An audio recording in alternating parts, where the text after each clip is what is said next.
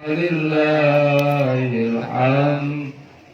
Allahu akbar, Allahu akbar, Allahu akbar. La ilaha illallah, wallahu akbar. Allahu akbar walillahil hamd. Allahu akbar, Allahu akbar, Allahu akbar. La ilaha illallah, wallahu akbar. Allahu akbar walillahil hamd. Assalamualaikum warahmatullahi wabarakatuh. Alhamdulillah, pagi hari ini Allah masih berikan kesempatan, kelonggaran waktu serta kepastian. Lebih lagi kita kembali diberikan kepastian oleh Allah bisa mendapati hari Idul Adha, hari raya kurban yang pada tahun ini insya Allah kita akan menyembelih 4 sapi. Dan perlu diketahui juga kurban ini adalah ibadah yang sangat-sangat dianjurkan oleh Allah Subhanahu wa Ta'ala dan telah dipraktekkan oleh Nabiullah Ibrahim dan dicontohkan serta diajarkan oleh baginda Nabi Sallallahu Alaihi Wasallam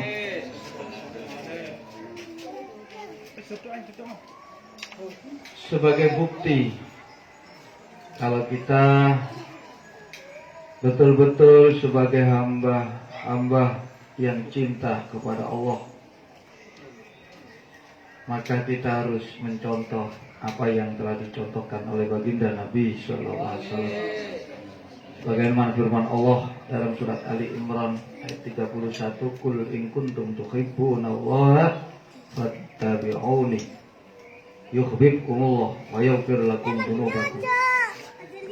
Siapa Muhammad, katakan kepada mereka kalau mereka cinta kepada Allah, maka katakan pada mereka, ikutilah aku. Maka Allah akan cinta kepada mereka dan Allah akan mengampuni dosa-dosa kalian semua. Berangkat dari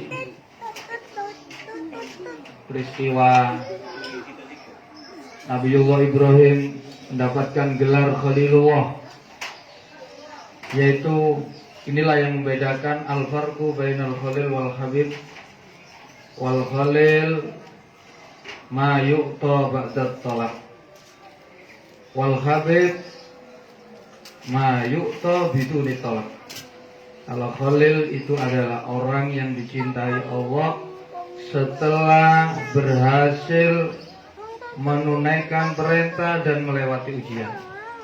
Nabi Ibrahim orang yang diuji, orang yang patuh kepada Allah diuji pertama kali lewat dilemparkan ke dalam api, diperintah menaruh anak istrinya biwadin ghairi dzar'in inda baitikal muharram, diuji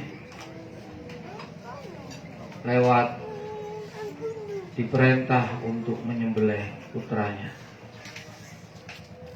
Beliau berhasil melewati ujian, akhirnya wattakhadallahu Ibrahim khalil.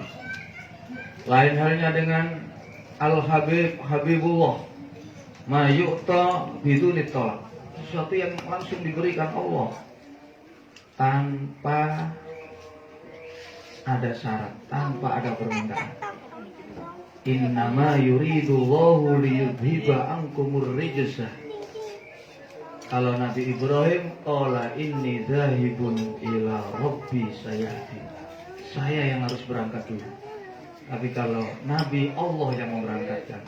Subhanalladzi asra ya abdihi lailam minal masjidil haram. Karena itu Ini adalah perintah dan ini ujian bagi mereka yang diberikan harta. Sekali lagi diingatkan oleh Allah, wa'lamu annama amwalukum wa auladukum fitnah wa annallaha indahu ajrun alim. Ketahuilah, sesungguhnya harta kalian, anak-anak kalian, ini adalah ujian bagi kalian yang bisa mengantarkan kamu pada kebahagiaan, juga bisa mengantarkan kamu pada kehancuran. Harta mengantarkan kamu pada kebahagiaan kalau kamu jadikan sarana kamu untuk mengabdi dan mendekatkan diri kepada Allah. Begitupun juga anak-anak kita. Ini ujian yang bisa membawa kita bahagia, juga bisa celaka kalau tidak mampu membawa amanah Allah ini kembali ke jalan Allah. Nah, itu Nabi berpesan dalam satu hadisnya, man kana lahu sa'atun falam yudhi fala yaqrubanna musallana. Siapa yang punya kelebihan harta, kondisi finansial yang lebih, kok tidak berkorban, maka sekali-kali jangan dekat dengan musola saya. Rawahu Ibnu Majah al-Hakim. Di sini tentang masalah hukum kurban. Kalau 3 mazhab, Imam Syafi'i, Imam Maliki, Imam Hambali, sunnah muakkad bagi mereka yang mampu. Menurut Imam Hanafi, hukumnya wajib bagi mereka yang mampu. Adapun yang tidak mampu kok berkurban boleh, hukumnya sunnah tanpa muakkad. Untuk apa kita berkorban? Kita tahu semua yang diperintah Allah, semuanya untuk kepentingan kita sendiri. Allah tidak ada kepentingan. Man amila sholihan falinafsi. Begitu juga perintah kurban. Di antara hikmah Allah merintah kurban untuk kita pada hari raya kurban, tidak ada amal yang paling dicintai oleh Allah, yang paling bisa diharapkan menyelamatkan dari kehancuran selain daripada mengalirkan dana binatang kurban. Dalam kesempatan yang lain, berkurban ini adalah pembuktian diri kalau kita ini hamba yang patuh, hamba yang cinta kepada Allah. Allah memerintah, Nabi mencontohkan, kita patuh. Dan di sini juga berkorban adalah satu ikhtiar agar diberikan keselamatan dari keburukan dunia, keburukan akhirat. Ini dikatakan Nabi, Allah innal udhiyata minal a'malil mujiyat tunji sohiba min syarrid dunya wal akhirah. Ketahuilah, sesungguhnya menyembelih kurban itu adalah sebagian dari amalan-amalan yang bisa menyelamatkan pelakunya dari keburukan dunia dan akhirat. Di antaranya lagi ada banyak pahala. Ini kasih sayang Allah. Pahalanya sangat banyak. Dari tetesan darah yang mengalir dari binatang kurban, Allah jadikan 10 malaikat yang akan memintakan ampunan untuk dia sampai hari kiamat. Bulu-bulunya itu, ini juga disebut di dalam kitab-kitab kalau pahalanya luar biasa, tapi dengan catatan Allah sekali lagi mengingatkan, la yanalallahu luhumuha wala dima'uha walakin yanalu taqwa minkum. Sekali lagi, bukan dagingnya, bukan besarnya kurban yang dilihat oleh Allah, seberapa imannya, seberapa takwanya dia dalam mengeluarkan sebagian, menyisikan sebagian daratan. Itulah yang bisa menggapai ridho Allah Subhanahu. Nah, itu dalam ayat yang lain Allah mengatakan, innama yataqabbalullahu minal muttaqin. Semuanya yang diterima oleh Allah adalah amal, termasuk kurban yang dilakukan atas dasar takwa kepada Allah. Ini esensi. Puasa tidak hanya orang berpuasa. Puasa, substansi puasa adalah kita mampu menjaga semua anggota tubuh kita, termasuk hati kita, dari segala selain Allah. Termasuk juga berkorban. Bukan hanya besarnya binatang, tapi seberapa kita tahu hakikat Allah memerintahkan berkurban. Kita jangan berat. Kita jangan takut miskin, takut kehilangan harta, tidak. Sekali lagi Nabi mengatakan, Tidak ada orang yang berinfak itu akan menjadikan miskin. Nabi, ada hadis sahih riwayat Bukhari Muslim. Ma min sobahi kulli yaumin illa wa malakani yanzilani. Tidak ada hari pagi sore satupun yang lewat kecuali di situ ada 2 malaikat yang turun.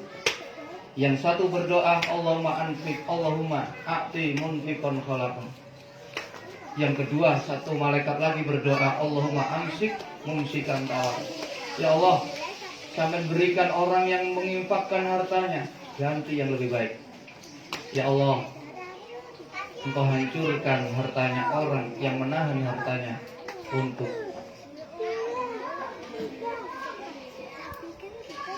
kembali ke jalan Allah.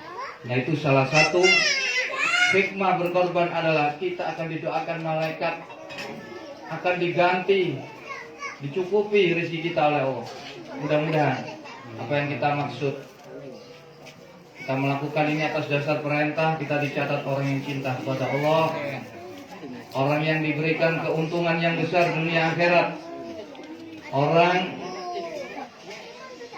yang dijauhkan dari segala keburukan dunia akhirat. Dan semoga kita diberikan kecukupan rezeki kita, diganti semuanya yang berkorban ini diganti dengan ganti yang lebih baik. Mudah-mudahan niat kita tata yang berkorban ini kesadaran semuanya dari Allah dan akan kembali kepada Allah. Nah, itu doa sebelum menyembelih.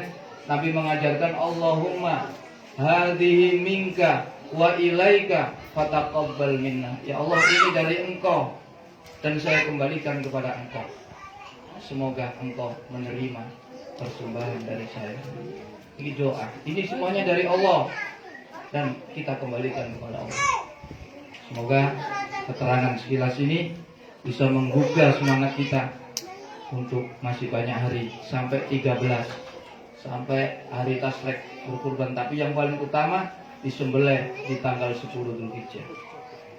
Untuk kali ini kita akan menyembelih 4 sapi.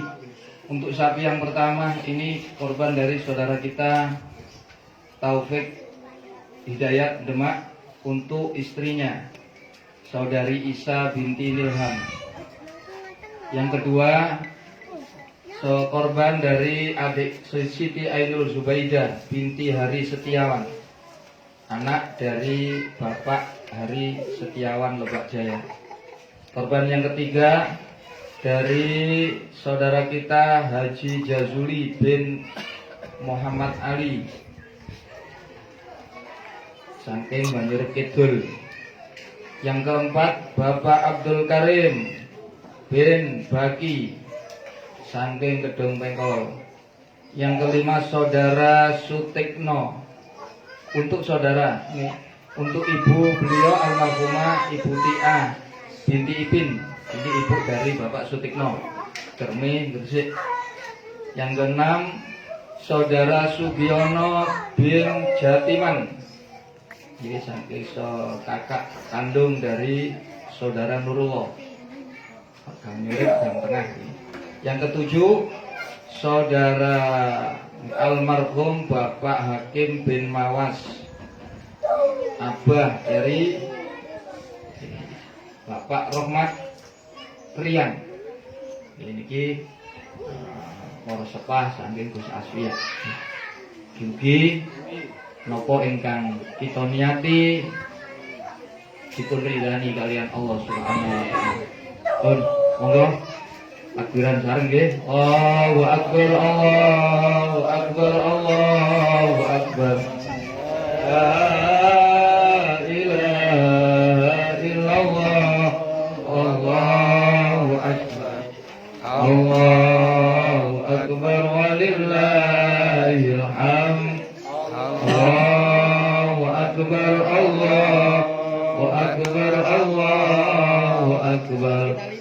La ilaha illallah, wallahu akbar. Allahu akbar walillahil hamd. Allahu akbar, Allahu akbar, Allahu akbar.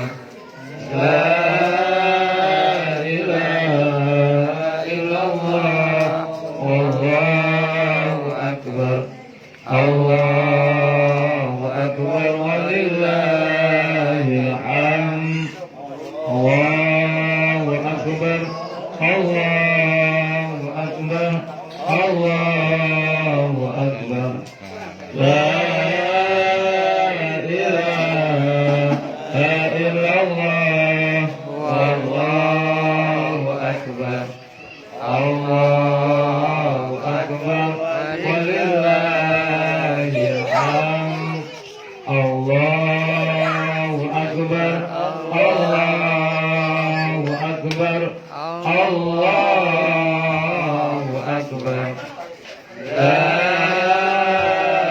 إله إلا الله والله أكبر الله أكبر ولله الحمد الله أكبر الله أكبر الله أكبر لا إله إلا الله والله أكبر الله أكبر